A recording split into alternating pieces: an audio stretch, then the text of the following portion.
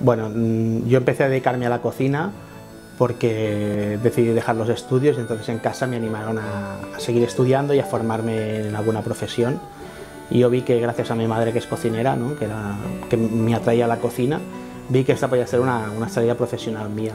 Nuestra filosofía es intentar hacer alta cocina de autor con productos de temporada y productos de proximidad, ya que creemos que es un poco el lujo que podemos ofrecer a nuestros clientes, ¿no?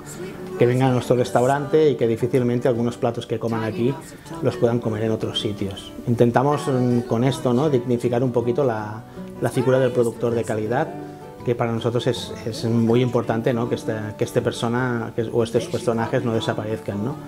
La estrella Michelin para nosotros ha sido un balón de oxígeno muy importante y, bueno, y una inyección de ilusión. Nosotros llevamos 10 años aquí abiertos. Nunca habíamos soñado con obtener una estrella Michelin, no por nada, sino porque no era nuestro objetivo. Nuestro objetivo era que los clientes saliesen contentos y ya está, ¿no? Hacer nuestro trabajo lo mejor posible. Nos ha caído este regalo, para nosotros es un orgullo, ¿no? Porque es un reconocimiento profesional muy importante y, bueno, y esto nos ha hecho pues, que podamos llegar a más gente, ¿no? Y entonces, pues, si aún cabe, ¿no? Nuestro nivel de exigencia ha sido mayor y ahora pues también contamos con más medios para poder satisfacer a la gente.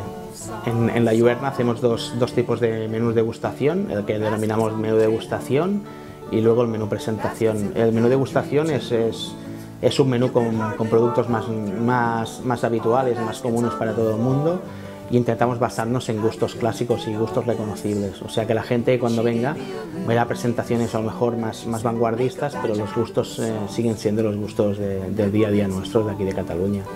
En cambio, en el menú presentación sí que nos atrevimos con productos más nuevos, gustos más sutiles, gustos más atrevidos, e intentamos también jugar un poquito más con las cocciones, ¿no? Intentamos ir a las cocciones al límite y intentar sacar productos un poquito más diferenciadores, y vamos un poquito a sacarle el alma, dijésemos, de cada producto.